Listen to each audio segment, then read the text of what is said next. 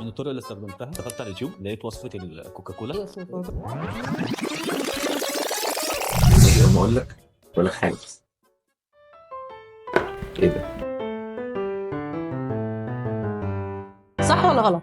الشامبو اهم من البلسم. غلط، كل واحد ليه اهميته. ما تجاوب يحيى على اي حاجه. زائد واحد. ماشي يا يحيى. لا جاوب انت الاول، ما انت بتغش. محمد كده سرعه البديهه عنده اعلى منك، خلي بالك. هو غبي، احنا عارفين الكلام ده مهم جدا وده ليفل عالي شويه. ايه الفرق ما بين كريم الليل وكريم النهار؟ يعني انت عارف ايه كريم الليل؟ ما اعرفش والله. انا اعرف ان في كريم ليل ونهار، بس ما اعرفش ليه ممكن حد يحط كريم بالليل غير كريم النهار. هو مش دواء اللي هو مش عارف. قولوا لهم يا جماعه في الكومنتات ايه الفرق ما بين كريم الليل وكريم النهار، ووريهم ان البنات دايما اجدع. كده السؤال ده برضو مهم جدا. واقي الشمس بيتحط الاول ولا المرطب؟ مرتب. اخيرا يا جدع. مين السالب؟ خد 15 يا يحيى عشان جاوبت على سؤال. عمرك حطيت واقي شمس اصلا؟ لا والله. هبتها صح؟ الصابونه افضل ولا الغسول؟ رسول صابونه. 15 كمان رسول. اشمعنى يعني؟ مش عارف. ايه ده؟ اشمعنى ده؟ ليه اشمعنى؟ علشان باللي انتوا بتعملوه ده انتوا اكيد الصابونه بتاعتكم البيت كله بيستخدمها. لا والله، لو حطيتها جايب لها علبه من فتح الله ب 10 فتح الله الا مشروع علاج دلوقتي. بستخدم غسول دلوقتي، بس لما بجيب صابونه بحطها في علبه لوحدها كده. هي فكره غلاف العلبه ان على حسب الهايجين بتاعتك وانت بتحافظ عليها ولا لا. ده القطط عندي ليها صابونه لوحدها، انت عارف الحوار ده؟ انت اكيد مش هتستخدم صابونه القطط. لا ما طبيعي، لا طيب. ما وصلتش الدرجات دي. بتنشف بشرتك بايه بعد ما تغسلها الصبح او بالليل يعني؟ بالمناديل صراحه. غلط. في ايه؟ مفيش 5 كمان اديها لك. انت بتنشف بشرتك بايه بقى؟ ايه بكره بتعلق. اخر سؤال يعني. اخر سؤال مهم جدا في الفقره دي يا جماعه دلوقتي. هل ليزر ازاله الشعر ما ينفعش للرجاله؟ لا ينفع عادي، مش ينفع طبعا. محمد صلاح عمله عادي. انتوا عارفين ان انتوا ممكن تعملوا ليزر تحددوا بيه دقنكم والحتت اللي انتوا بتبقوا متضايقين منها هي دايما بيطلع لكم فيها حبوب؟ احنا مش معترضين على ده والله، بس ما عندناش فلوس لده. بالظبط. تخيل كل مره تروح عند الحلاق يقول لك ليزر ولا ليزر لا، ما يعني بقى نفكر في الموضوع ده. هندرسه. اعتقد ان بص. محمد ويحيى هم الدحيح بما فيه الكفايه، بس خلينا متفقين ان احنا سمعنا وجهه نظر الاخر في السكين والهير كير روتين. تعالوا بقى ناخدوهم على اخر فقره روتين وفزوره، والفقره دي فيها تحدي كبير جدا ليهم. يلا بينا على روتين وفزوره. ايه روتين وفزوره بجد؟ البوكس ده يا شباب انتوا كسبتوه معانا، بس الشرط الوحيد ان انتوا تاخدوه ان انتوا تجاوبوا على الاسئله اللي انا هسالها لكم دلوقتي صح في 60 ثانيه. مستعدين؟ تحية شويه. خلاص يا جماعه 120 ثانيه عشان هم 2. يلا بينا. ايه ده؟ بصوا يا شباب، نبدا بالاخضر عشان اطلع حاجه. استنى انا حاطه في البوكس ده مرطب، أيوة. كريم عين، أيوة. و3 انواع سيرم. اي معلش هو ايه كريم العين؟ ده لو عينك مكروف ولا حاجه هنكتشف. اما هتجاوبوا الاسئله ازاي؟ طب بالله عليك. اول دور بتاعك انت يا يحيى. فين المرطب في كل الحاجات اللي موجوده دي؟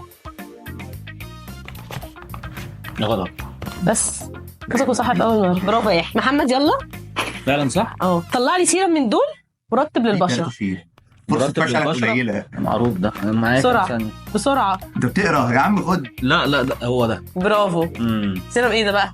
لا حاجه اسيد كده. ايه هو بقى؟ إيه قولها كده. هالورينيك اسيد. ايه؟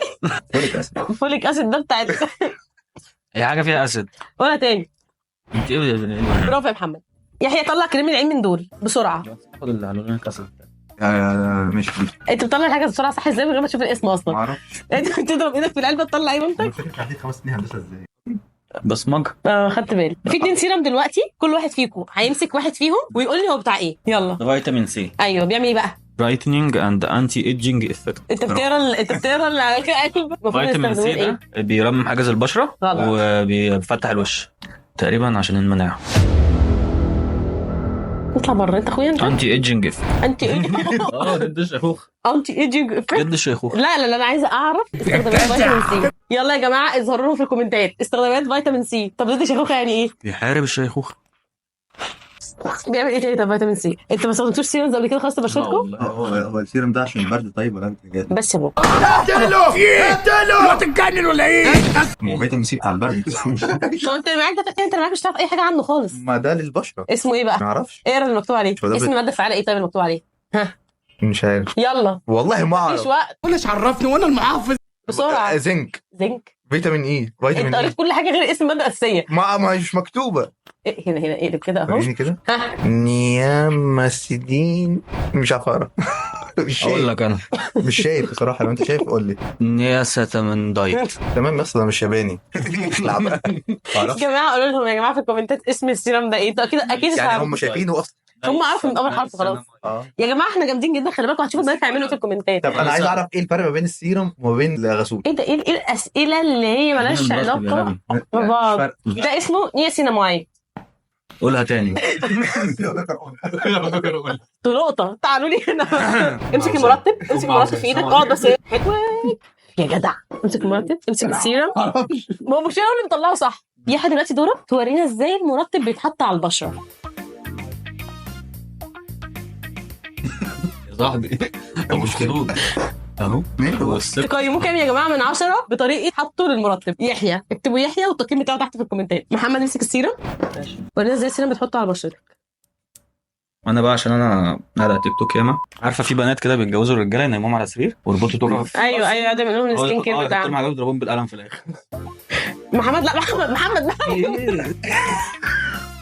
ما تخليش تضرب تلمس وشك يا محمد. ده بص لا بس طب انا مش شايف يعني هيحصل بكتيريا الانفكشن يا محمد. ايه ما انا مش شايف. طب هو احنا إيه؟ لا معلش، ما هو في حاجه اسهل من كده بكتير. ممكن احط على ايه بقى كده؟ انت عمرك شفتني بحط سيرم؟ انا ما بحطش غير سيرمز في بس البيت. بيتحط كده. انت حاطط سيرم فين اصلا؟ هو فين؟ مفيش حاجه محطوطه على وشك. ما هو مش عايز يطلع. مش عايز يطلع ليه بقى؟ المفروض بنعمل ايه؟ استنى بص يحتك كده ويشفط. سلام. هو ليه حضرتك من الجسم؟ النقطة نازلة على وشك. يا جماعه كان نفسي اقول لكم احنا مش هنتسحر. سحر يا جماعه. استنوا اخلص الحلقه بقى، خليني اقفلها بقى. والله العظيم يا رب. هو كان وعدنا اصلا. اسحرك؟ طب ممكن نخلص الحلقه؟ طيب حاضر، هناكلوك. حاضر. نجيب لها حاجه تانية. عايز عصير؟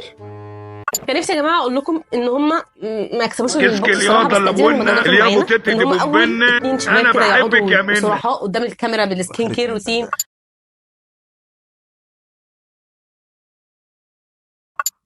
تحبوا توجهوا كلمه للشباب اللي مش بتعمل روتين شعرهم او بشرتهم، ولا سايبين الموضوع حريه شخصيه؟ والله شخصيه. في جزء شريحه من المجتمع كوبي بيست كلهم زي بعض، بس انا عاوز اقول ان خلاص بقى في شباب كتير اصلا بقت تعمل كده. والله يا جماعه انا كان نفسي اقول لكم ان هما الاثنين هيكسبوا كل واحد فيهم بوكس لوحده، بس للاسف هم اجاباتهم ما كانتش كلها صح، فهنضطر ان احنا ندي البوكس ده لواحد فيهم. قولوا لي في الكومنتات انتوا شايفين مين يستحق البوكس ده، محمد ولا يحيى؟ وانتوا دلوقتي قولوا لي مين فيكم مستعد يضحي بالبوكس ده من اجل الاخر.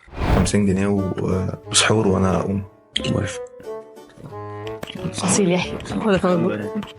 يلا السلام عليكم.